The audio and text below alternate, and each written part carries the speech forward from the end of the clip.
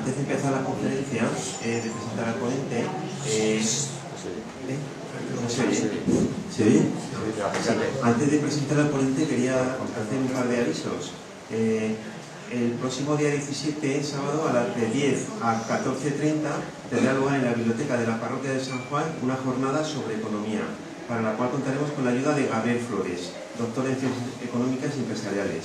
Entonces, el que se quiera apuntar a la conferencia, pues que Jesús creo que tiene los papeles, luego habrá una comida después también. Entonces, el que esté interesado, pues acaso al final se va alguien antes.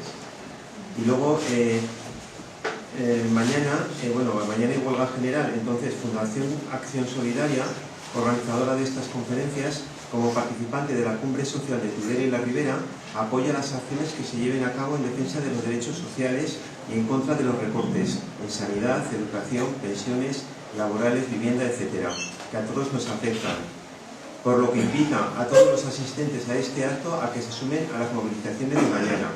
El 14 de noviembre, algunos sindicatos mayoritarios han convocado huelgas generales en España, Portugal, Grecia, Malta y Chipre, así como unas 4 horas en Italia, y movilizaciones en países como Francia y Alemania. Quizá me dejo a un país que se haya sumado Bélgica a última hora. Aquí en Tudela habrá una manifestación a las 6 de la tarde en la calle partida de Díaz Bravo, Puente Mancho, en el INEM, y que acabará en la Plaza Nueva a las 7 de la tarde. Bueno, yo os voy a presentar a Miguel Laparra, sociólogo, profesor de Política Social de la UCNA y miembro del grupo de investigación ALTER. Es especialista en temas de migración y políticas sociales, autor de libros como La construcción del empleo precario, Extranjeros en el purgatorio, Integración social de los inmigrantes en el espacio local o Exclusión social en España, un espacio disperso y diverso en intensa transformación. La ponencia va a estar referida al impacto de la crisis y de las políticas de ajuste en Navarra, valoración global y sintética de los resultados del primer informe elaborado al respecto. Se refiere a un informe que se ha publicado en junio de este año y que Miguel ha sido coordinador.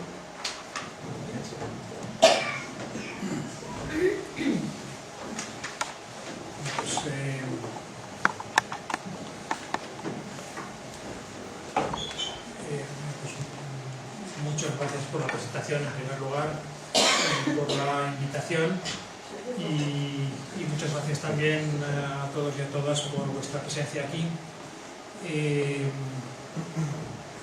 La idea de la sesión, en principio, pues es, creo, según las pautas que me han dado, es tener como una hora de presentación más o menos y después en torno a una media hora de debate.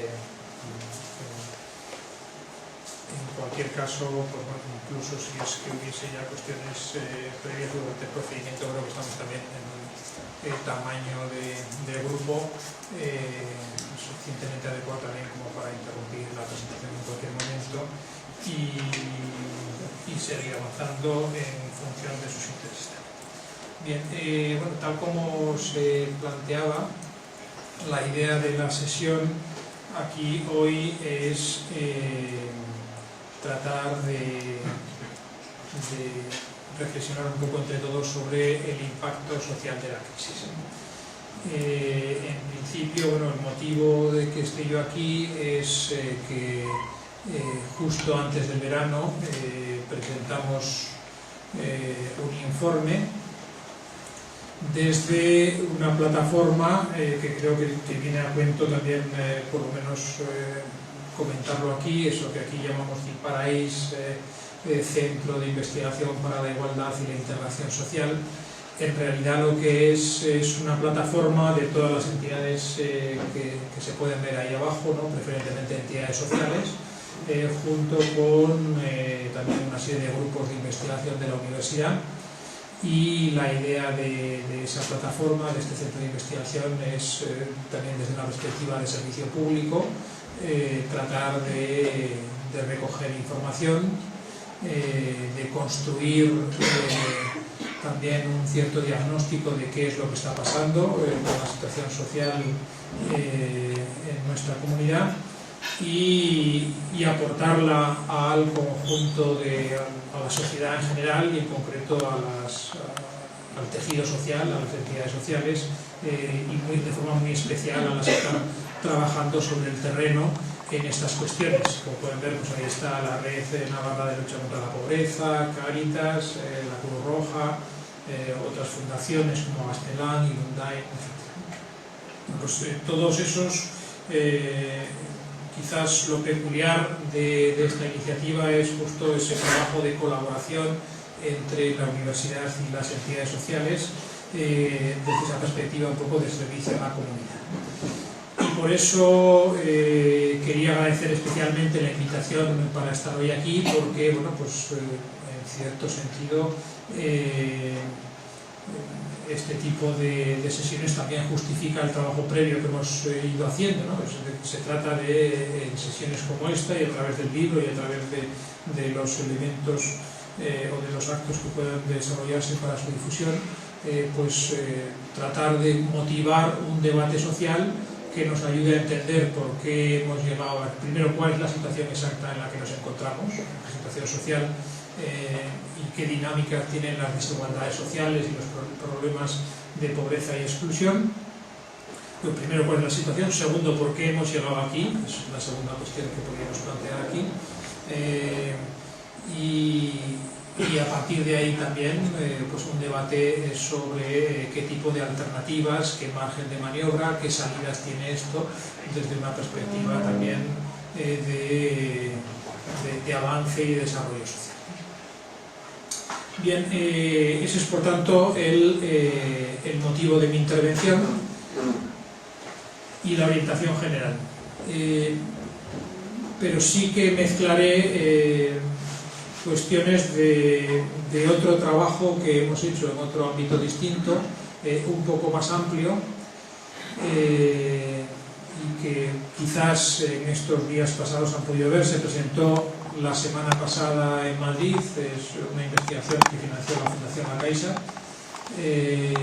y que básicamente lo que trataba de responder es, en un análisis comparado con otros países europeos, trataba de responder a la pregunta de por qué en España el impacto social de la crisis había sido mucho mayor que en otros países, ¿no? Qué es lo que había pasado aquí de especial o qué factores había que tener en cuenta y había que considerar especialmente a la hora de justificar todo esto. Entonces, bueno, pues, podrán ver que paso de un documento de PowerPoint a otro justamente para... ha sido un poco una decisión de última hora, que quizás para entender mejor también el informe de qué es lo que pasa en Navarra, quizás tiene interés también algunos elementos enmarcarlos en los procesos de transformación que con carácter general afectan a Europa y de una forma muy especial a los países periféricos, y en caso concreto, en el caso de España. Entonces, eso es un poco la idea de la sesión. Ambos trabajos, no voy a caer en el defecto que decía de cuando a Francisco Umbral le invitaron a aquel programa de televisión, ¿no? Que se enfadaba mucho y decía, yo aquí vengo a hablar de mi libro. Yo no voy a caer en eso, pero entre otras cosas porque tampoco tengo ningún interés, al menos crematístico, en el libro. Obviamente tenemos mucho interés en las cosas que trabajamos y nos gusta que se discutan y recoger las opiniones de la gente al respecto, pero los dos trabajos están disponibles y se pueden bajar de la web y son absolutamente gratuitos en formato electrónico. Uno se puede bajar, el que es el informe de Navarra, está disponible en este momento, por lo menos en la web de la Red Navarra de Lucha contra la Pobreza. Posiblemente lo colgaremos también en la propia web de la universidad, pero ahora buscando la Red Navarra de Lucha contra la Pobreza y en sus documentos está disponible un libro con esta portada. Y ese estudio de La Caixa está disponible también en la web de la Fundación La Caixa, en la colección de estudios sociales. Es el último número de la colección de estudios sociales y también es gratuito en formato electrónico. Por tanto, no hay ningún interés de propaganda en esto, sino simplemente de ofrecimiento para aquellas personas que puedan querer desarrollar o profundizar la información que aquí podamos presentar. Bien, Al hablar un poco, me va a permitir que hace un poco de labor aquí, al hablar del impacto social de la crisis y tratando de responder justo a esa pregunta de, bueno, ¿por qué aquí ha sido mayor el impacto social? Porque no en todos los países está pasando lo que pasa aquí, eso tenemos que ser muy conscientes, y no en todos los países se han desarrollado ni la respuesta política, ni social, ni el desarrollo del mercado de trabajo ha sido exactamente igual que aquí, aunque la crisis afectaba a todos en cierto sentido, y como veremos también con algunas conclusiones importantes al respecto. Al plantear esta cuestión hay quizás tres ideas que se cuelan un poco subrepticiamente y sobre las que tendríamos que pensar un poco, ¿no? y revelarnos un poco frente a esos mensajes, ¿no? El primero es que a veces da la sensación en los medios de comunicación o en el discurso que nos llega como discurso dominante, ¿no? Que parece que la crisis nos aparece como por casualidad, ¿no? Es como un accidente, ¿no? Como que le llega una tormenta, ¿no? Y que pues bueno, cuando pase la tormenta pues todo volverá a ser como antes y que pues, todo seguirá igual, ¿no? Bueno, pues ni una cosa ni la otra es exactamente así, ¿no? Seguramente la crisis tiene sus raíces y sus explicaciones en el modelo de crecimiento y en el modelo de sociedad que teníamos antes. Seguramente también lo que venga después de la crisis no tendrá nada que ver con lo que conocíamos antes, es decir, hay un proceso de transformación social muy importante que está configurando otro tipo de sociedad, que todavía no sabemos muy bien cómo va a ser, dependerá de cómo siga la evolución social y las medidas que se pueden adoptar por unos y por otros, pero en cualquier caso lo que venga después no va a ser lo que conocíamos antes. La segunda idea que se nos cuela un poco es que los efectos de la crisis, una vez que se desata, una vez que cae la tormenta, ¿no? Son casi como efectos ineludibles. Es como la ley de la gravedad. Pues no tenemos mucha capacidad de rebelarnos contra ella y bueno, pues no queda otra que aceptarlos, ¿no? Bueno, pues esa idea yo creo que también a la luz de la comparación con lo que pasa en otros países, y por eso el interés quizás de aportar esta información complementaria hoy, pues la conclusión a la que hemos llegado es que es radicalmente falsa. Muchos de los impactos sociales que trae esta crisis no es por la propia crisis económica, sino por la forma en la que se gestiona, por la respuesta política, económica y social que se le da, y que muchos de los efectos sociales de la crisis económica podrían haber sido perfectamente evitables o por lo menos aminorados de una forma muy sustancial. Y en relación con esto, también la tercera idea que se transmite, esto sí, de una forma muy poderosa desde las instituciones públicas y los ámbitos de gobierno a distintos niveles, tanto europeo, estatal como autonómico, es que frente a la actual crisis no hay alternativas. El margen de maniobra que queda es tremendamente estrecho. Aquí lo que toca es reducir el déficit y los recortes y todo esto que seguramente le suena, ¿no?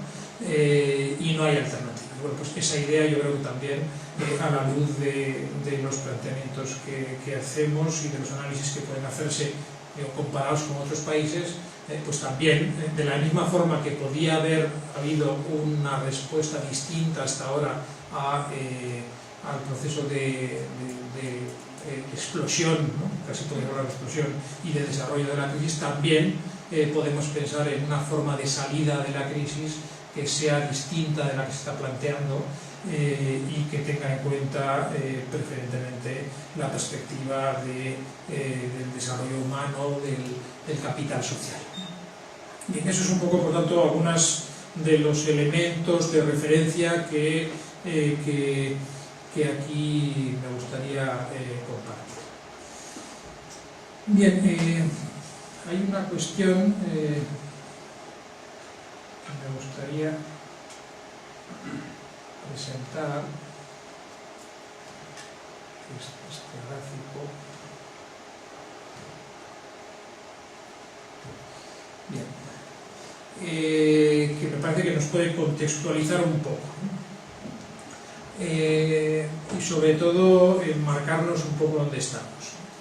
El gráfico trata de representar las distintas interrelaciones de las distintas fases de la crisis que hemos tenido. Todos sabemos que la crisis comenzó en el ámbito financiero, ¿no?, con aquello de la caída de Lehman Brothers y más muy lejos de aquí, en Estados Unidos, y cómo eso fue progresivamente extendiéndose también a Europa, y en el caso español pues acabó teniendo una incidencia especial. De la crisis financiera, crediticia, eso empieza a afectar después a la actividad económica, al reducirse o pararse la actividad económica, eso supone un impacto muy notable en el mercado de trabajo. Todo eso, hay procesos complicados en todo ese asunto, ¿no? Crisis financiera, reducción de la actividad económica y reducción del empleo, lo que supone es un reto muy importante para las arcas públicas, y es cuando empezamos a hablar un poco más tarde de la crisis fiscal, ¿no?, las dificultades de las haciendas públicas para desenvolverse en esta situación, cuando empiezan a desarrollarse políticas de ajuste, y todo eso, la crisis de empleo, las políticas de ajuste, es lo que desencadena finalmente la crisis, esto que llamaríamos la crisis social, el aumento de la pobreza, de las desigualdades sociales. Bien, esto no es nada nuevo, esto es muy conocido en todo el proceso entre 2007 y 2011-12, preferentemente su reconstrucción hasta el momento. Si comienzo por este gráfico es porque me parece que nos sitúa en un punto dentro de un proceso que sabemos lo que ha pasado, pero no sabemos lo que va a venir, ¿no? ¿En qué punto? Si ven ustedes las últimas, el elemento de retroalimentación, de feedback en este sistema que tenemos aquí representado, es que al final de todos estos 5 años de crisis, lo que ha vuelto a pasar es que la crisis fiscal de los estados acaba afectando también a las entidades financieras que han invertido mucho en deuda pública.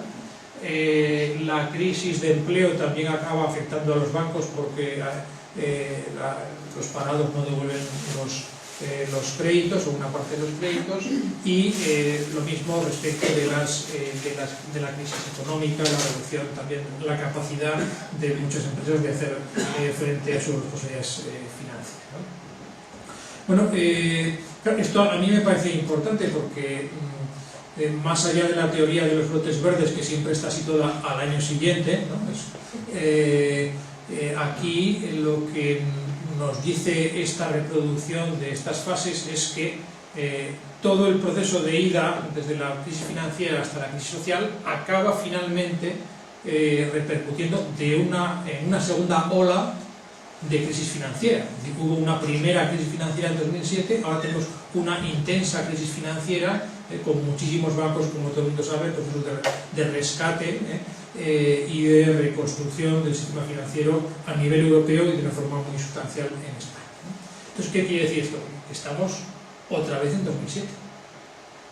O sea, que si no se toman medidas, sabemos cómo funciona este ciclo, Sabemos que otra vez comienza un segundo tsunami en el que la crisis financiera generará dificultades de crédito a las empresas, generará dificultades de crédito al sistema público, eso va a generar que siga aumentando el desempleo y todo eso junto va a generar restricciones en los presupuestos sociales, va a generar más necesidades sociales y va a seguir aumentando la pobreza y la desigualdad. Por tanto, sin ánimo de deprimir a nadie, el elemento esencial es que si aquí no se varía la estrategia, la dinámica en la que estamos encerrados es esta. En la medida en que el punto inicial vuelve a retroalimentarse de una forma incluso agrandada, ¿no? Ahora las dificultades de los bancos en España son mayores ahora que en 2007, pues podemos prever que si no se toman medidas, si no cambiamos de rumbo, si esto no se afronta de otra forma, sabemos lo que nos toca, darle otra vuelta a este ciclo perverso de la crisis económica y social. Bien, de esto solamente quería mostrar esto y ahora sí que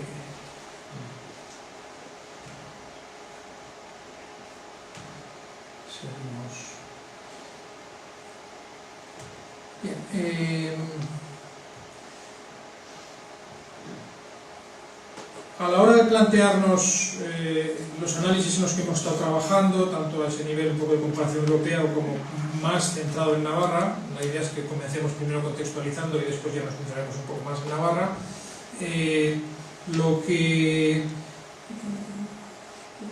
lo que hemos acabado concluyendo, y empiezo por la conclusión,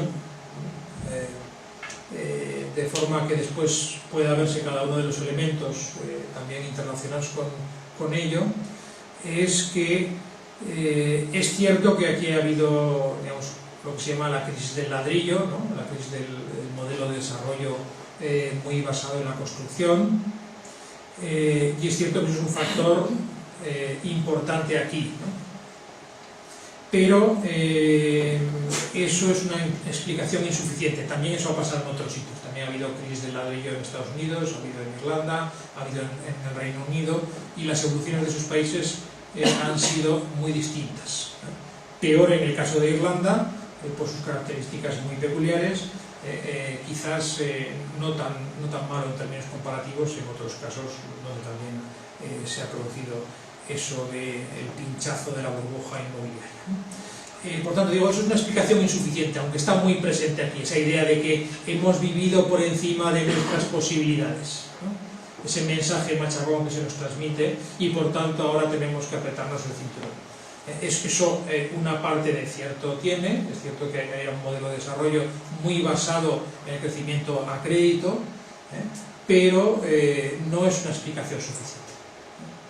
Eso ha pasado también en otros países. Y si no lo relacionamos tan directamente con el ladrillo, todavía podríamos poner más casos en los que eso también ha pasado. Entonces, ¿qué es lo peculiar de aquí? ¿Dónde hemos tratado de buscar la explicación nosotros?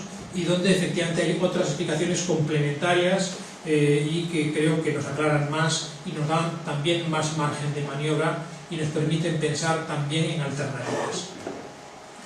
En primer lugar, lo que ha pasado es que el impacto de la crisis económica y financiera en el mercado de trabajo aquí ha sido radicalmente distinto. Podríamos decir que en este país hemos ido construyendo un modelo de flexibilidad perversa en el mercado de trabajo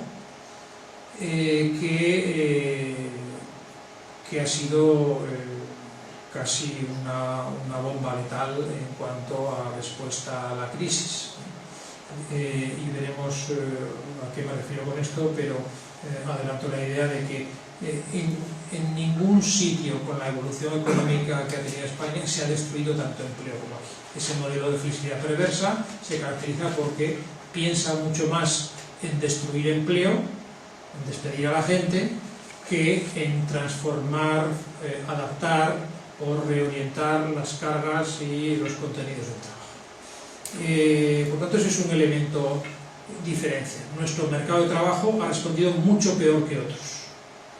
Eso tiene que ver con la forma en la que organizamos las relaciones laborales. En segundo lugar, nuestra política social, el modelo de estado de bienestar, también ha funcionado de una forma distinta. Tenemos un modelo de estado de bienestar que seguramente está mucho más desarticulado que el de otros países. Gastamos algo menos, significativamente menos, depende con qué nos comparemos, pero tenemos problemas importantes de coordinación, y lo que hemos podido comprobar es que efectivamente nuestro estado de bienestar es mucho menos eficaz a la hora de ayudar a la gente en situación de dificultad, a la hora de sacar a la gente de las situaciones de pobreza. El nivel de eficacia de las políticas públicas, de las políticas sociales, es mucho menor aquí que en otros países con los que nos podamos comparar, como Francia o Dinamarca, por ejemplo, como veremos. Y en tercer lugar, lo que quería mostrar aquí también es que en este país pues estábamos quizás excesivamente acostumbrados a contar con el funcionamiento de la institución familiar a la hora de resolver las problemáticas sociales. Le echábamos muchos problemas, ¿no?, sobre las espaldas de las familias. Y las familias normalmente respondían, pero claro, todo tiene un punto de saturación. Y lo que esta crisis nos pone de manifiesto, por la forma que tiene la crisis, por los efectos sociales que tiene y los problemas que está generando a muchas personas, es que la familia en cierto sentido ya no da más de sí. Está saturada en su capacidad de respuesta, y eso hace que muchas familias tengan dificultades de atender adecuadamente a las personas a su cargo, especialmente a los jóvenes y a los desempleados. Y esta conjunción de un mercado de trabajo con ese modelo que llamo yo de flexibilidad perversa, un modelo de estado de bienestar insuficiente y poco eficiente, y una institución familiar tradicionalmente muy recargada, y que la hemos sobrecargado todavía mucho más en estos 5 años, es lo que nos explica que el impacto social sea notablemente mayor. Bien, eso es un poco lo que quería mostrar. Por ejemplo, respecto del impacto en el mercado de trabajo, ¿no? Hay un gráfico que lo puede mostrar bastante claramente. Aquí pueden ver la situación. El gráfico lo que muestra es, no sé si se ve muy bien, desde atrás me imagino que no muy bien. Aquí lo que muestra es la evolución del Producto Interior Bruto. En términos positivos quiere decir que aumenta la riqueza de estos países, y en términos negativos supone que se está yendo hacia un empobrecimiento de los países.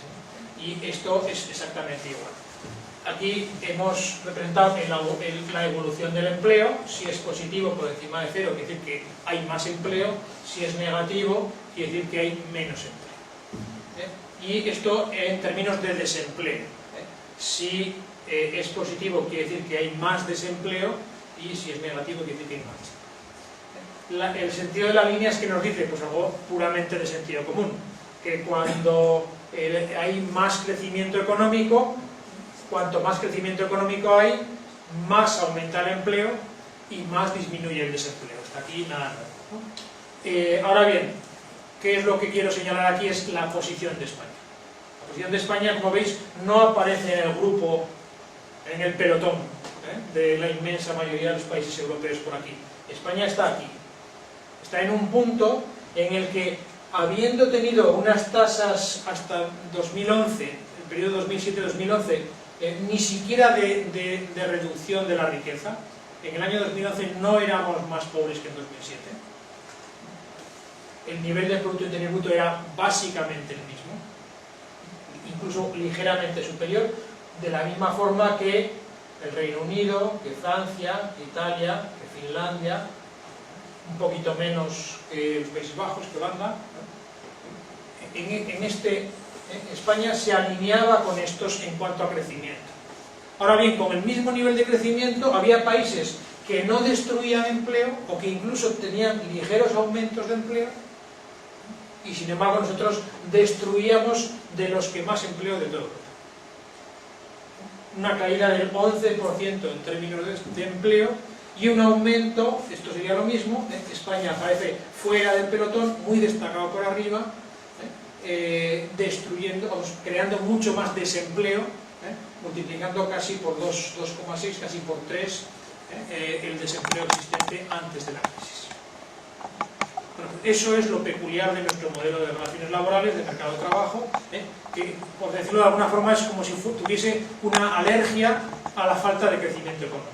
En cuanto no hay altas tasas de crecimiento económico, las empresas tienen una tendencia mucho mayor a despedir gente aquí que en otros países.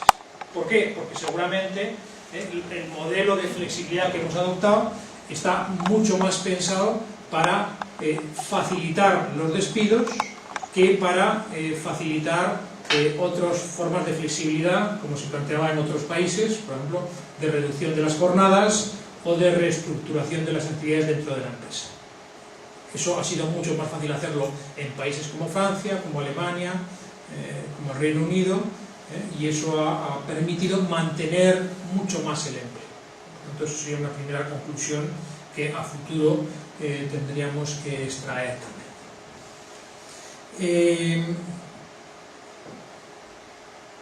A partir de aquí, el desempleo, además, en esta crisis es, en un punto importante, es un desempleo muy distinto.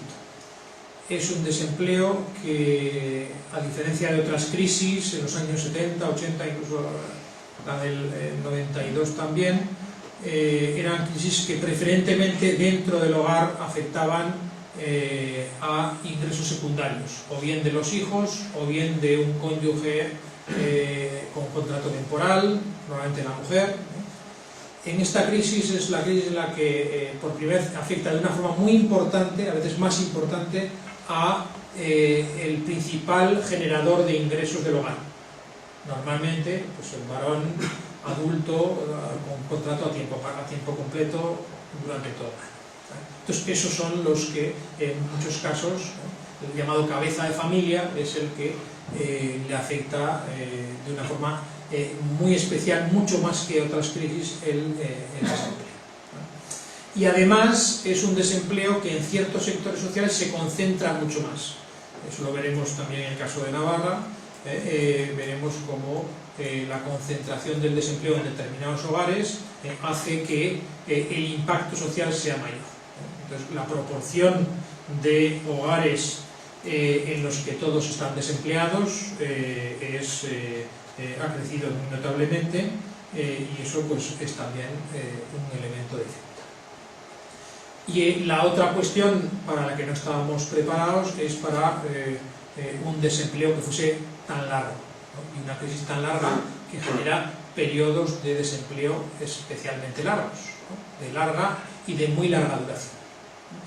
Entonces todo eso es lo que también veremos que ha hecho especialmente inadecuado nuestro sistema de protección social. Lo que teníamos pensado para dar respuesta a los desempleados se adecuaba más a ese desempleo que era de los hijos o que era de la mujer, que duraba poco tiempo y que además pues, bueno, no afectaba a todos los miembros de la familia, sino solamente a algunos, ¿no? Entonces, eso es un elemento de diferencia muy notable. Bueno, esto en términos de desigualdades es importante, están aumentando las desigualdades sociales en general y están disminuyendo el nivel de vida medio de la inmensa mayoría de la población.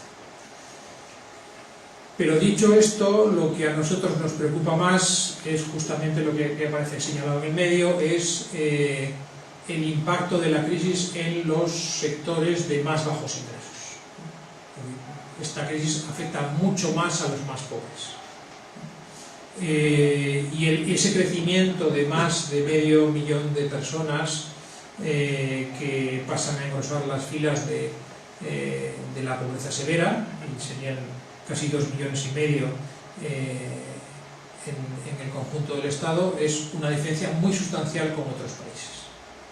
No ha pasado esto tanto en otros países europeos, es el doble, por ejemplo, de lo que pasa en otros países como Francia, como Dinamarca, incluso con baremos de pobreza mucho más altos que los nuestros, ¿no?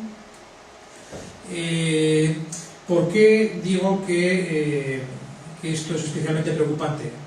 Pues sobre todo por dos motivos, además de la diferencia con otros países, que aquí igual nos estamos pasando, apretando las clavijas a los sectores más empobrecidos, básicamente por dos cuestiones. Primero, porque en estos casos de pobreza severa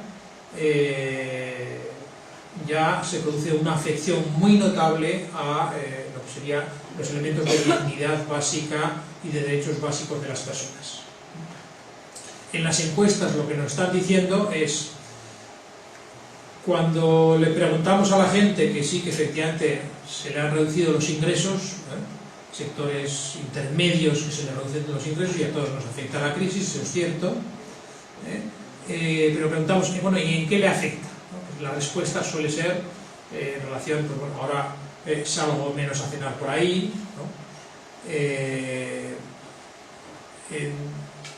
Recurro menos o tiro menos de gastos de moda, suntuarios, de tipo mínimamente lujoso, ¿no? Gasto menos en vacaciones, o no voy de vacaciones, ¿no? Por tanto, bueno, son cosas que pueden ser más o menos significativas, y la gente, ¿qué es lo que hace? Pues ese tipo de estrategias, ¿no? de adaptación, ¿no? a un contexto en el que bajan los ingresos. Incluso, hasta desde una perspectiva un poco irónica, podríamos decir que en amplios sectores de la población esa reducción de los ingresos hasta tiene un efecto de racionalización del consumo. Hay cosas que a veces, pues bueno, no nos pensábamos demasiado y gastábamos un poco sin sentido, y que ahora, pues bueno, se mira más el precio, se mira más, te fijas menos en la marca o en la moda y vas más al valor de uso, a la racionalización del consumo. Incluso esto tiene un cierto efecto ecológico, ¿no? Para el conjunto de la población. Se sabe que las crisis son ecológicas en ese sentido, al menos en un impacto, en un primer impacto mediano.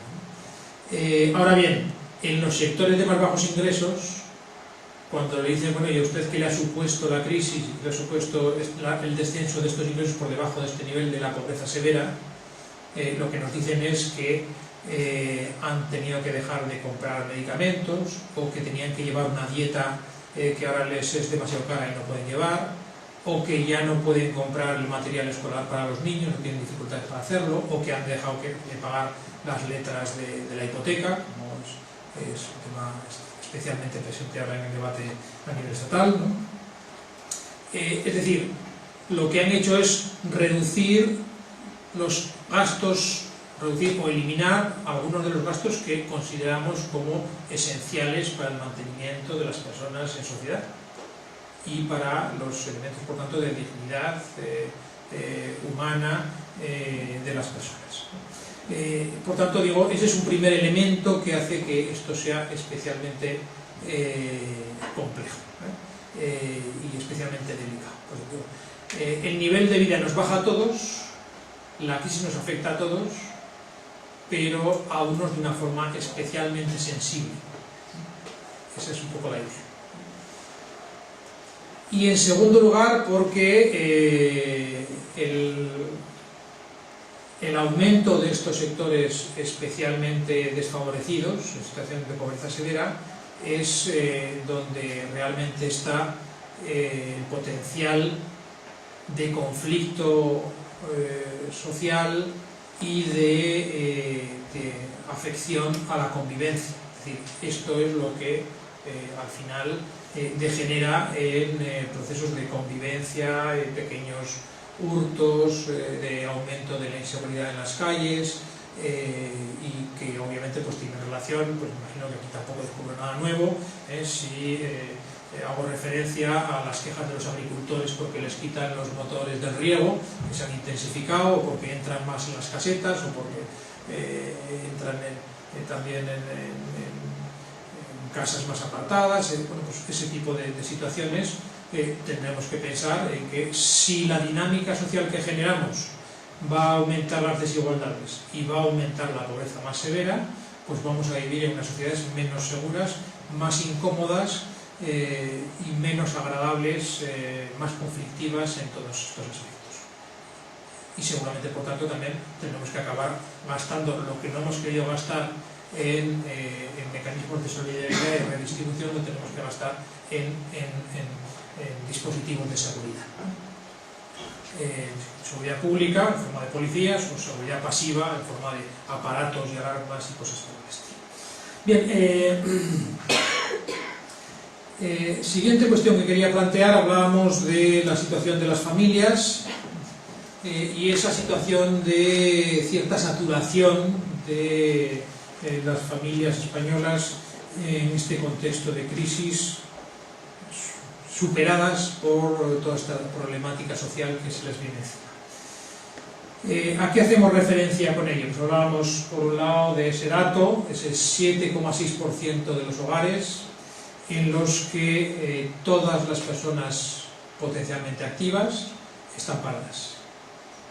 Eso que se llama el desempleo total familiar, todos los de un hogar están parados, pues obviamente es una situación en la que el margen para ayudarse unos a otros es notablemente reducido.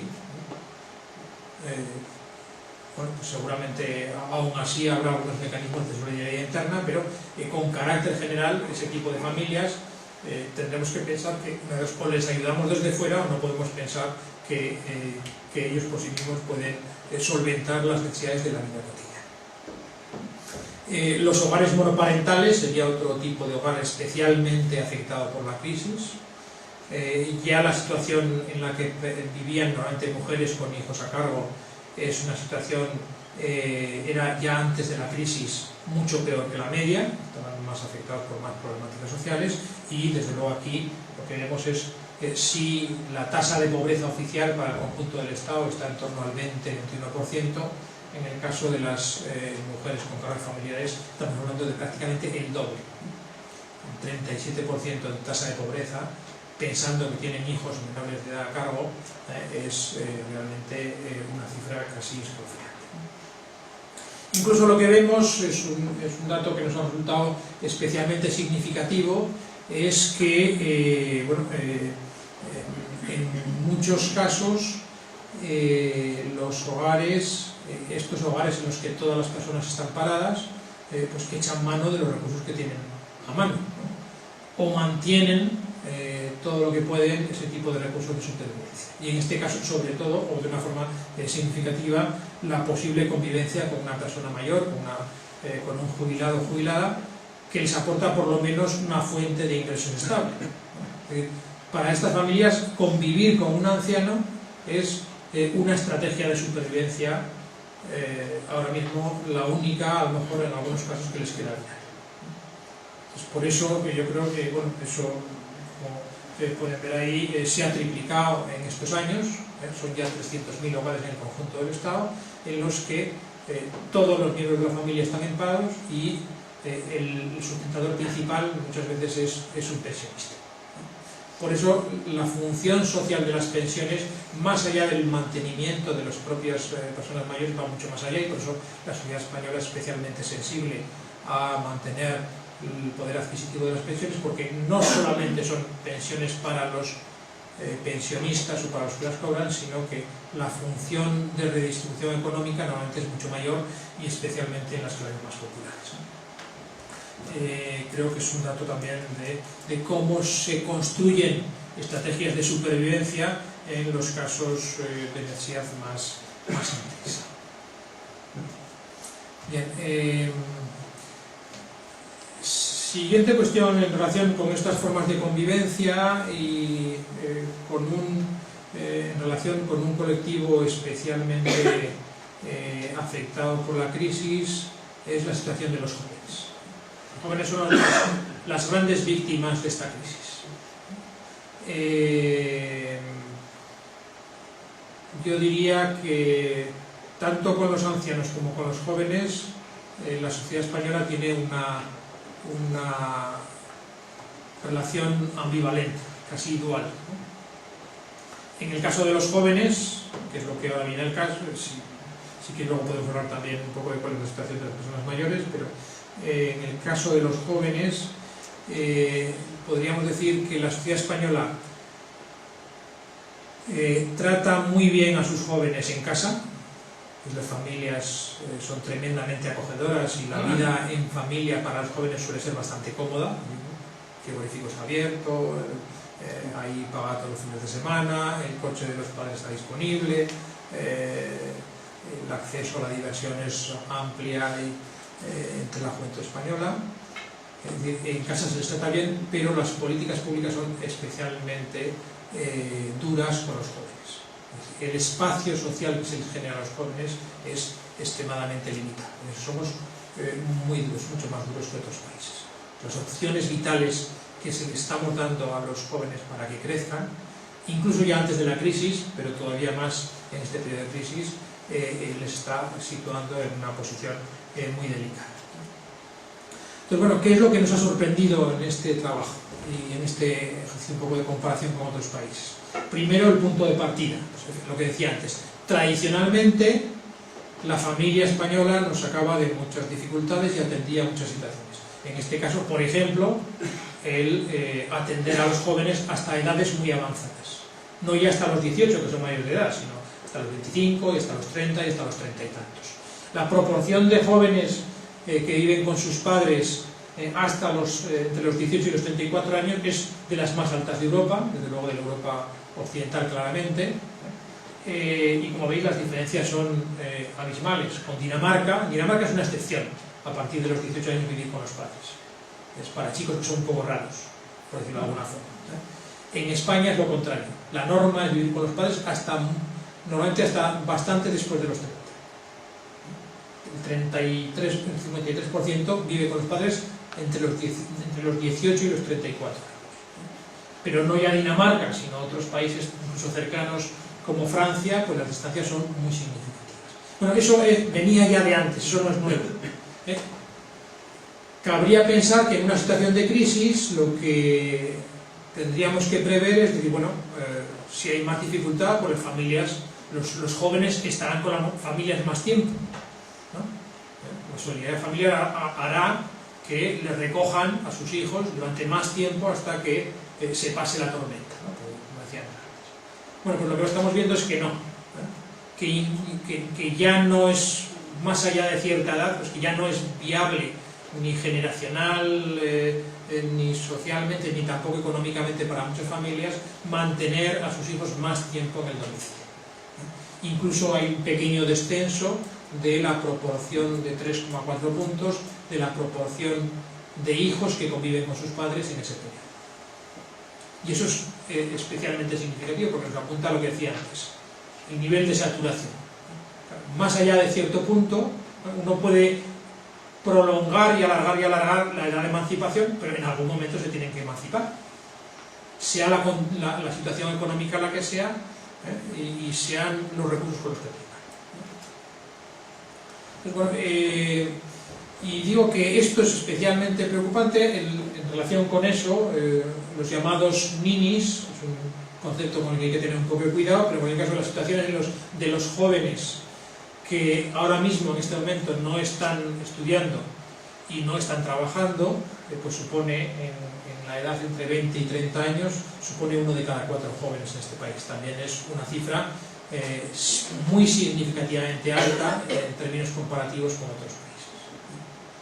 También eso nos da una idea de que hay muchas familias que no son capaces de mantener y garantizar una salida, ¿no? un tipo de estrategia de futuro para sus hijos, o bien basada en el empleo o bien basada en el estudio, pero que algo progresen en una vía u otra, ¿no? Por diversos motivos. Y eso os digo especialmente grave porque hay también dos argumentos importantes. Uno de momento y otro de perspectiva de futuro. De momento es que los jóvenes, como todos sabemos, están en un momento muy particular de su ciclo vital. Están en el momento en el que se conforman los hogares, se tienen los hijos, se construyen los itinerarios profesionales, uno entra en el mercado de trabajo y depende por dónde entre, eso le va a marcar seguramente su propio itinerario futuro. Está en el momento en que construyen las bases de su futuro como adultos, ¿no?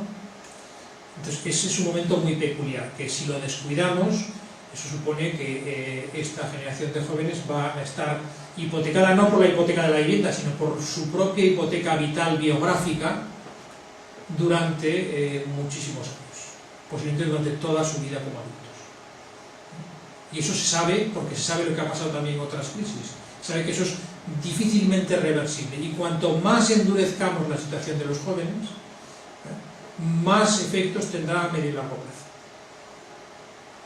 Y más difícil será repescar a ese 25% de jóvenes que ahora mismo tienen muchos boletos para engrosar las bolsas de exclusión y de pobreza a futuro. Porque incluso en el escenario de que el empleo se recupere y que vuelva a haber alternativas de empleo para los jóvenes, estos jóvenes que ahora no están estudiando y no están trabajando, seguramente van a ser los últimos que accederán a esos nuevos empleos. Antes accederán los que tienen más formación y antes accederán los que tienen más experiencia laboral. Por tanto, en esto también tendríamos que ser especialmente reflexivos, digo, no ya por los jóvenes, sino por el conjunto de la sociedad, en la reproducción social, el mantenimiento de las generaciones. Nos interesa a todos que esto se resuelva de otra forma de la que lo estamos haciendo. Y digo, también un poco a futuro, y viendo esa idea de ciclo vital, pues es que es radicalmente distinto en términos de, digamos, de beneficio que revierte para el conjunto de la sociedad lo que se invierte en los jóvenes y lo que se invierte en las personas ya en los últimos años de su vida activa. Invertir en la formación de una persona desempleada de 55 años, pues obviamente tiene su sentido, ¿no? Y todavía tiene unos años para trabajar y cuanto más lo haga mejor, pero obviamente tenemos ahí un margen de 10 años, 10-12 años de reversión, ¿no? de interés social porque eso sea así. Ahora, en el caso de los jóvenes, que tenemos 35 años, 35 años de potencial activo. Por tanto, cada euro que metemos ahí es un euro de una extraordinaria rentabilidad. Y cada euro que no metemos es también un euro que nos va a pesar mucho habernoslo ahorrado ahora. Por tanto, yo creo que eso es algo que tendríamos que considerar muy seriamente a futuro. Bien, y finalmente, respecto de los dispositivos de protección social, decía que nuestro estado de bienestar ha sido poco efectivo, ¿no? Poco eficaz a la hora de responder a la crisis. Ha aumentado, preferentemente a través de la protección por desempleo, ¿no? De forma automática, en medida que hay más desempleados que han cotizado, pues hay más personas que tienen derecho. Incluso ha habido algunas medidas, como todos sabemos, específicamente dirigidas a aumentar la capacidad protectora, como fue primero el PRODI, después el PREPARA, lo que eran las extensiones del subsidio por desempleo, que se pusieron en marcha con el anterior gobierno, pero incluso con esos pequeños aumentos, que suponen aproximadamente 2 puntos, el 2% de las familias españolas han sido, digamos, beneficiadas gracias a ese aumento del paraguas de la protección social, eso no ha sido suficiente para nada. Y sobre todo lo que nos preocupa, es lo que se puede ver aquí en esos datos, en el último punto, es que la capacidad que tiene nuestro sistema de protección social de reducir la pobreza está muy lejos todavía de la de otros países europeos de nuestro entorno. Si aquí hablamos de que un 51,7% dejan de ser pobres gracias a que se reciben todo tipo de pensiones, prestaciones, ayudas sociales,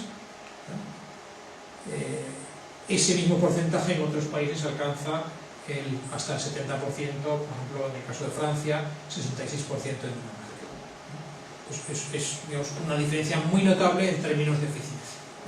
Incluso con el mismo dinero que gastamos en política social podríamos tener mejores resultados a la hora de reducir esos índices de pobreza. Bueno, esto es un poco lo que puede verse aquí, por si puede entenderse un poco más de dónde viene esto.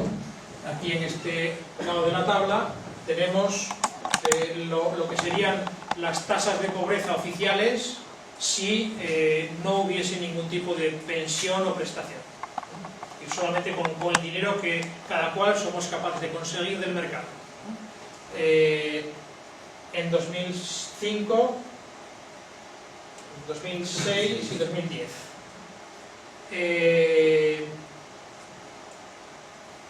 Eso quiere decir, bueno, que en el caso de España, como veis, antes de tanto en un momento como en otro, la situación de España antes de las prestaciones sociales no es especialmente mala en relación con otros países. La pobreza que genera el mercado no es mayor en España que en otros países, no era antes de la crisis, tampoco es significativamente mayor, está en una posición intermedia con otros países antes de las transferencias sociales. ¿Qué es lo que nos falla? Que después, cuando toca la hora de redistribuir, cuando toca la hora de poner en marcha pensiones, protección por desempleo, rentas mínimas, ayudas de los servicios sociales, todo eso junto, ¿cuánto reducimos la pobreza? Pues donde tenía que haber un 42,9%, nos quedamos en un 20,7%, que es la tasa oficial de pobreza intermedia, digamos, pobreza moderada. Entonces, bueno, la reducción es ese salto del 42 al 20,7 es ese 51,7 que veíamos antes en el esquema. Reducimos la pobreza a la mitad gracias a las políticas sociales. No es poco. Afortunadamente tenemos un estado de bienestar, aunque sea débil, limitado, fragmentado y con todos estos problemas de coordinación que hemos dicho. Pero aún así reducimos la mitad. Pero como veis, ningún país de los que comparamos, incluso otros muchos también de la Unión Europea, ningún país es tan poco eficiente con su gasto social. Y no es solamente un problema de cuantía de gasto, es también de la forma en la que gastamos. Nuestro sistema de protección social normalmente ha dejado bastante desasistidos a los sectores de más bajos ingresos. Es un sistema que protege razonablemente bien a las capas intermedias a través de pensiones y protección por desempleo, pero que en la medida que bajamos hacia abajo en la pirámide social, eso empieza a hacer aguas por todas partes. Por eso quizás una de las cosas que a mí personalmente también en esta tierra me duele especialmente es que la reforma de la renta básica aquí en Navarra pues llegó en un momento pues, especialmente delicado, ¿no? Justo cuando más hacía falta reforzar los mecanismos de solidaridad hacia los hogares en dificultad, y justo aquellos que estaban situados en una situación de pobreza más severa es cuando viene el recorte de las rentas mínimas, suponiendo una cuantía que en términos generales pues es bastante reducida. Bueno, pues eso es un poco lo que tendríamos que repensar también, cómo construimos un sistema que dé más respuesta a las necesidades sociales y económicas que genera la crisis, y que sobre todo en ese paraguas de la protección quepan también esos sectores más desfavorecidos, los que están situados justamente en la pobreza severa, que es lo que nos está creciendo de una forma más alarmante. Bien, como veis, también en términos de mantenimiento de la pobreza, al cabo de un cierto tiempo, pues también es uno de los elementos, no nos vamos a detener mucho en esto, quizás ya supone la introducción de más tecnicismos, pero la idea esencial es que no solamente es que tenemos menos efecto de forma inmediata, sino que además ese efecto en la reducción de la pobreza dura menos, es más corto en el tiempo, hay más, y además la posibilidad de verse atrapado, de mantenerse en situaciones de pobreza es más largo, es más difícil salir a medio plazo. Es más difícil salir de la pobreza y más fácil volver a entrar en situaciones de pobreza o de bajos ingresos después de un tiempo de proceso. Bien, bueno, con todo esto, quizás concluimos un poco aquí, y si queréis después algo más de información o de matización sobre los temas de Navarra, podemos introducirlos también en el coloquio. Las conclusiones principales a las que llegamos con esto son las que anticipaba. Ese modelo de flexibilidad laboral nos lo tendríamos que haber pensado antes de la crisis, tendríamos que haberlo revisado, y ya que no lo hicimos entonces, no estaría de más que lo repensáramos ahora. La reforma laboral no es el tema de la conferencia de hoy, pero en cualquier caso, mi opinión personal es que la reforma laboral por lo menos ha sido inoportuna. Incluso en algún aspecto quizás sí que puede incidir en alguno de los elementos perversos de nuestro mercado de trabajo, sobre todo en el elemento de la dualidad. Ahora los trabajadores van a ser un poco más iguales unos con otros, pero nos van a igualar hacia abajo. Eso es una de las cuestiones. Pero sobre todo lo que me parece es que no refuerza en lo esencial, no refuerza esa flexibilidad positiva, flexibilidad interna dentro de la empresa y comprometida con el empleo. No es una flexibilidad para mantener el empleo, sino que se siguen desarrollando más incluso los instrumentos de la empresa para potenciar la flexibilidad externa, es decir, despedir a la gente. La reforma laboral da más herramientas para el despido todavía. A los trabajadores sí que les va a interesar lograr acuerdos para quedarse en la empresa, porque saben lo que les espera, tienen más encima la espada de Damocles. Pero las empresas no está claro que tengan más motivación para alcanzar ese tipo de acuerdos con esta reforma laboral.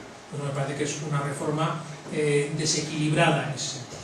Por lo tanto, yo creo que ahí no vamos en la buena línea, y tendríamos que repensar la flexibilidad laboral. Hemos visto cómo la institución familiar nos hace aguas y tenemos que repensar nuestras políticas familiares. No tiene ningún sentido que las personas que tienen niños tengan más probabilidades de ser pobres que las personas que no tienen niños. No tiene ningún sentido que castiguemos a los que están criando las generaciones que pagarán nuestras pensiones. Y lo digo de una perspectiva puramente egoísta, ¿no? Yo quiero que haya niños que nazcan ahora, que se críen bien, que aprendan muchas cosas, que sean muy productivos, para que después coticen mucho y mi pensión sea lo mayor posible cuando me jubile. Entonces, ese es mi interés personal, y por eso me gustaría que hubiese muy pocas familias con niños en situación de pobreza, que no es el caso. Y finalmente tenemos que repensar las políticas sociales para compensar la situación de crisis de forma urgente, y especialmente los sectores más desfavorecidos. Yo diría que quizás en las respuestas habría como dos momentos muy distintos. En el largo plazo quizás tenemos que plantear este tipo de objetivos y de estrategias de futuro, ¿no? Repensar el modelo de mercado de trabajo, repensar el modelo de estado de bienestar. En el corto plazo yo lo plantearía sobre todo en esas dos cuestiones que podemos ver un poco al final. Las dos cuestiones más urgentes serían un plan de emergencia para los jóvenes y un plan también urgente para dar respuesta a las situaciones de los hogares en la pobreza más severa. Acabar de construir lo que llevamos mucho tiempo a nivel estatal resistiéndonos a construir, que es un sistema de garantía de ingresos mínimos para todos los ciudadanos, que les garantice por lo menos una supervivencia digna, independientemente de la fase del ciclo económico.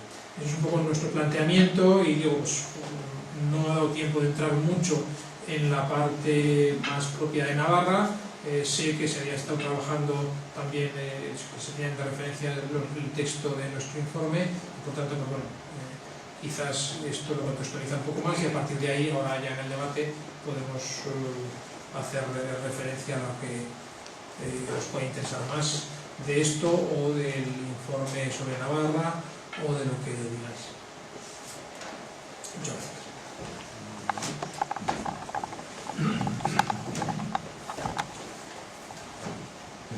llega el turno de preguntas, que agradecería que fueran preguntas así como cortas, porque a veces hay grandes reflexiones y quitamos tiempo al ponente, ¿no? Entonces, ¿entendéis la luz, por favor? La luz de aquí, sí. Si levantéis, igual es mejor levantéis la mano varios, hacemos varias preguntas y contestas a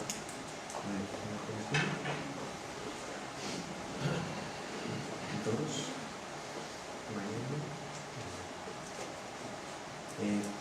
Dejamos estas 4 preguntas y luego después de las respuestas, a ver. Yo te quería hacer un par de preguntas. En el tema este de la juventud que has tocado, que estaban, digamos, conviviendo con los padres, no sé si el aspecto, digamos, de gente que sí que está emancipada porque está viviendo fuera del hogar familiar, pero que sí que se está apoyando en la familia, pues por las circunstancias actuales, ¿no? No sé si eso queda recogido ahí en el informe ese o no. Y luego has comentado también el tema de que lo de las pensiones era muy sensible aquí en España. Será sensible efectivamente, pero bueno, no creo que por parte del gobierno, que está gestionando el tema pues bastante mal, ¿no? El tema del Pacto de Toledo, pues que están echando mano del fondo de las pensiones para resolver otros problemas como son las pensiones no contributivas, etc. Sí, yo te quería preguntar si las conclusiones respecto a Navarra tienen más o menos también los mismos factores o hay algún factor distinto que lo caracterice. Sí, yo relacionado con el mercado de trabajo, lo primero que plantea la salud final. Ya ha existido, evidentemente, aspectos que se han hecho de trabajar menos para trabajar todos de manera voluntaria, lógicamente sin reducción de salarios, porque si no sería netamente imposible. Hablo del reparto del trabajo como elemento clave de esa reflexión que planteaba de pensar. Pero claro, supongo que tampoco existe, existen unos salarios lo suficientemente altos si no tienen compensaciones como mínimo, por ejemplo, de nuestro sistema de protección social y de nuestro sistema superior de desempleo. Es decir, ¿qué pasa con la seguridad social? Porque claro, si reduce con la seguridad social y tal como tenemos nuestro sistema de protección es un nacimiento, o sea que va ligado, entiendo. Y luego otra pregunta muy concreta y rápida es, cuando hablamos de flexibilidad, vamos a hablar de la buena, no la perversa, que lo has dejado muy clara, que es lo que tenemos. Flexibilidad de la buena estarías hablando también de tener como 2 o 3 empleos. Yo sé que en Europa, con esto de Europa aquí, cuando me dicen que no somos flexibles, en Europa funciona esto, ¿verdad? Por eso es muy bien. Sí, yo quería preguntarte si se ha profundizado en este estudio si es así, si recuerdas los sistemas de protección social que se dan en Francia y en Dinamarca, ya que has dicho que eran mejores que los que se están dando en España.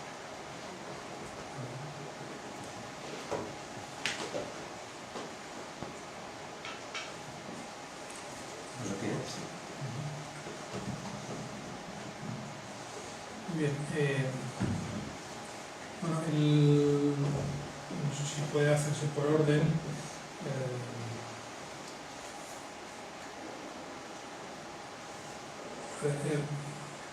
Quizás algunas cuestiones lo único que puedo hacer es asentir, ¿no? En el caso de la juventud, efectivamente, más allá incluso de que como país hemos desarrollado un esquema en que es habitual que los hijos convivan mucho con los padres. Además de eso, sabemos que el apoyo familiar es clave y ha sido clave para otras estrategias de desarrollo de los hijos, ¿no? Incluso cuando están independizados, ¿no? De una forma muy esencial para el acceso a la vivienda, que ha pasado muchas veces por el acceso a la vivienda en propiedad, y eso ha pasado muchas veces también por el aval de los padres, por ejemplo, es un mecanismo muy habitual también de solidaridad, más allá de la convivencia, ¿no?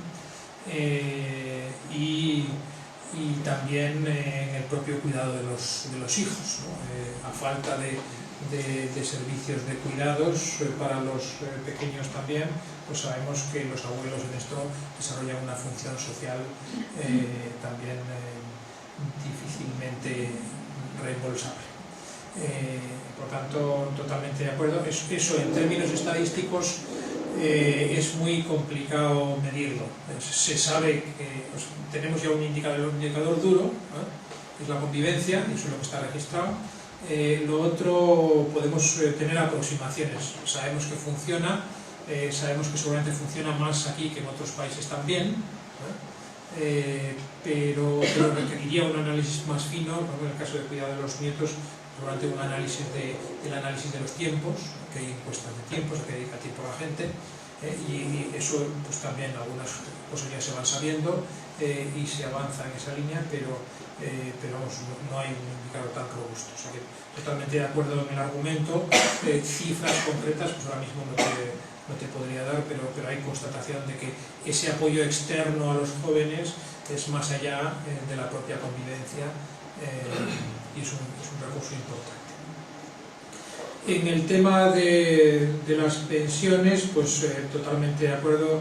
Yo creo que quizás habría faltado haber explicitado mucho más cuál es el pacto intergeneracional en el que nos movemos y qué se quiere hacer con las pensiones.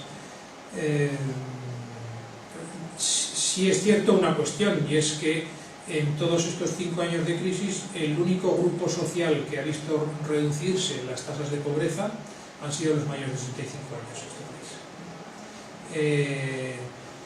El proceso es muy complejo, en eso se junta pues que quizás una parte de los ancianos, muy ancianos, digamos que tenían pensiones más bajas, se van muriendo, y entonces la gente que entra ahora a cobrar la pensión es gente con carreras de cotización más largas, que han tenido sueldos mejores, ¿no? Y que por tanto digamos, eso hace que a nivel estadístico después la pobreza asociada a las personas mayores pues se ha ido reduciendo.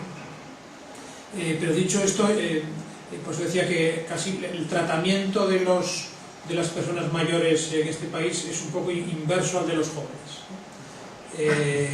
Las políticas públicas les tratan comparativamente bien, en comparación con los jóvenes, ¿no? Por ejemplo, el volumen de recursos que dedicamos a unos y a otros.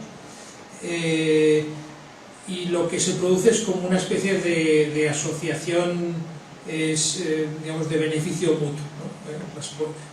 Las políticas públicas tratan comparativamente bien a las personas mayores y a su vez después la pensión sí que cubre esa función social de expandir los recursos de los mayores hacia los hijos, los nietos y todos los que tienen alrededor, ¿no? Bueno, precisamente porque cumplen una función tan importante, es algo que habría que tratar con muchísimo cuidado. O sea que totalmente de acuerdo con que seguramente el debate yo creo que es que ni se ha atrevido a plantearlo seriamente, están ahí en una posición un poco de entrar un poco por la puerta trasera en el tema sin generar un debate claro sobre cómo queremos plantear el tema de las pensiones. Bien, bueno, el tema del reparto de trabajo efectivamente es una alternativa mucho más delicada cuando lo planteamos en países con niveles salariales mucho más bajos, ¿no? Pero incluso en países con niveles salariales mayores como Alemania, cuando se ha planteado seriamente y cuando ha cumplido una función importante en la propia regulación de la crisis, ha sido efectivamente, como planteabas, con protección social complementaria. Es decir, hasta en los tres primeros años de la crisis, la reducción de horas de trabajo en Alemania es bastante superior a la española. no solamente porque es un país mayor, que lo es, sino en términos proporcionales, la crisis supone que se reducen más horas de trabajo en Alemania que en España. Ahora bien, la respuesta en términos de empleo, ¿qué es? Pues que en Alemania muchos trabajadores se ponen a media jornada y el Estado les paga un complemento de su sueldo, a lo mejor no hasta el 100%, pero un complemento de su sueldo, ¿no? Trabajan media jornada y ganan un sueldo casi entero, pero la mitad se lo paga la empresa y la otra parte se la paga el Estado. Eso estamos hablando de aproximadamente 2,5 millones de trabajadores en esa primera fase de la crisis en Alemania, ¿no? En España, ¿cuál es la respuesta? Es que 2,5 millones pasan a paro, ¿no? Pues esa es la diferencia. En términos incluso de capacidad, primero, de mantenimiento del empleo y de mantenimiento del consumo, de los mercados interiores. Funciona mucho mejor el esquema de introducir esos mecanismos de redistribución del empleo, de garantía de estabilidad asociado a protección social, que la gente deja de consumir mucho menos que cuando pasas a estar en la oficina de empleo, que no sabes cuándo te vas a volver a encontrar. Lo primero que haces es reducir brutalmente todo el gasto que no es estrictamente necesario para por si acaso, ¿no? Entonces, bueno, eso tiene un efecto radicalmente distinto. Incluso desde la propia política empresarial, si tú tienes los trabajadores trabajando, digamos, a medio pistón, cualquier pedido que te venga, eres capaz de atenderlo ya. Muchas empresas españolas han perdido capacidad productiva y son incapaces de dar respuesta a pedidos posibles porque han despedido a la gente. Aquí lo importante es mantener los beneficios, no mantener el empleo. Entonces, bueno, eso, pues efectivamente, yo creo que hay un margen para potenciar, a lo mejor no un mecanismo de reparto de trabajo estructural para siempre, pero sí mecanismos de reparto de trabajo coyuntural en situaciones de crisis, de reducción de la demanda y de todo esto. Y efectivamente, claro, los procesos de flexibilidad son siempre complicados de introducir, y Alemania, que los introdujo hace unos años, introdujo algunas cuestiones que ha situado a una parte de los trabajadores también en una situación muy delicada y le está afectando más la pobreza también al sector de trabajadores que están con 2 o 3 empleos mal pagados y tal. Eso también es importante, hay que tener cuidado cómo se introduce eso, ¿no? Pero en cualquier caso, otro mecanismo de protección que lo vamos a entender muy bien. En Estados Unidos, como todos sabemos, la sanidad la garantiza, la cobertura sanitaria, hasta la reforma de Obama, la garantiza la empresa. Si tú tienes suerte y estás en una buena empresa, tienes seguro de empresa, que puedes tener unos gastos sanitarios excelentes, mucho más mayores y mejor que los nuestros, dentista incluido y todas las pruebas que se te ocurran y revisiones, y eliges el hospital y estás solo en una habitación. Bueno, depende de la empresa en la que estés y del seguro que tenga tu empresa. Entonces, ¿qué pasa? Que hay aproximadamente un 20% de la población estadounidense o más, ahora no recuerdo la cifra exacta, que tiene la mala suerte de que o es autónomo y anda justillo, o su empresa va muy mal, o su empresario es un pirata y no están asegurados. No tienen ninguna cobertura. ¿Por qué? Porque seguramente, y eso lo entendimos en Europa hace ya mucho tiempo, no es la mejor forma de dejar estas cosas importantes en manos de la empresa. Los elementos de seguridad, la empresa tiene dificultades para garantizar la seguridad, porque depende ella misma también de las contingencias del mercado. Entonces, la seguridad, en este caso sanitaria, no la puede garantizar la empresa. A unos les dará unas prestaciones excelentes, pero no la puede garantizar para otros. Y eso aquí lo hemos entendido muy bien en Europa y decimos, no, la sanidad tiene que ser pública, la garantía tiene que ser pública. Pues en la garantía de ingresos es lo mismo. Y en lo que es la seguridad de existencia tampoco te la puede garantizar la empresa. Eso tiene que ser una garantía colectiva. Entonces, y seguramente lo que tenemos que construir, y cada vez más en un mundo crecientemente globalizado, es un mecanismo en el que seamos capaces de introducir más flexibilidad en el trabajo, pero reforzando la seguridad que desde los poderes públicos se le garantice a los trabajadores que si les falla el empleo tendrán otra cosa. Tendrán otra cosa que les permita vivir dignamente, obviamente, no de la calidad. Entonces, eso es un poco la idea en la que yo creo que tendríamos que revisar un poco nuestro modelo de flexibilidad. O sea, la cuestión ya no es si es mucha o poca, siempre va a ser poca. La cuestión sobre todo es, no, siempre va a ser poca igual a los requerimientos de la globalización y de la dinámica empresarial, etc. Eso siempre va a ser poca. La cuestión es qué modelo de flexibilidad introducimos. Un modelo que presione hacia el despido o que tenga un elemento de compromiso con el empleo. Un modelo más equilibrado y en que la flexibilidad sea también una flexibilidad buena para el trabajador, de combinar tiempos de formación, tiempos de empleo, tiempos de cuidado de los niños o de los mayores, ¿no? Que también tenga el trabajador flexibilidad para eso, o que solamente la flexibilidad la decida la empresa. Esos elementos, esos equilibrios sociales también hay que pensar. Bien, bueno, y efectivamente algunas diferencias en los sistemas de protección social de estos países son muy distintos unos con otros, pero incluso países como el Reino Unido, que tiene un nivel de gasto social que no es mayor que el español, sin embargo es más eficaz a la hora de reducir la pobreza. ¿Por qué? Porque tiene un sistema de protección social que está pensado en su conjunto, que tiene una garantía, digamos, de cobertura más universal. Con lo cual también los últimos de la fila tienen algún tipo de respuesta pública. Y en cualquier caso, también otro de los elementos de comparación que hacíamos respecto de los jóvenes, pues el elemento diferencial es, primero, una cierta garantía que aquellos jóvenes que siguen estudiando tienen algún tipo de mecanismos de becas que les permitan hacerlo. Eso, por ejemplo, los sistemas de becas en Dinamarca o Francia son incomparables a los que tenemos en este país. Aquí hemos mantenido que el que le paga la beca es la familia. Las familias estamos pagando las becas de nuestros hijos. Y quedan, eso sí, unas poquitas becas para algunos sectores que pueden hacer, por lo que sea, por beneficiarse de ellas, porque tienen menos ingresos o porque los justifican menos la declaración de la renta, que a veces pasa eso.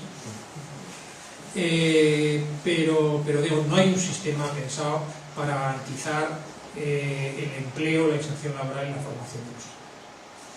Bien, y he dejado para el final un poco el tema de la peculiaridad de Navarra. Si me permitís alguna cuestión brevemente, porque creo que andamos ya un poco justos de tiempo, ¿no? 3 minutos. Vale.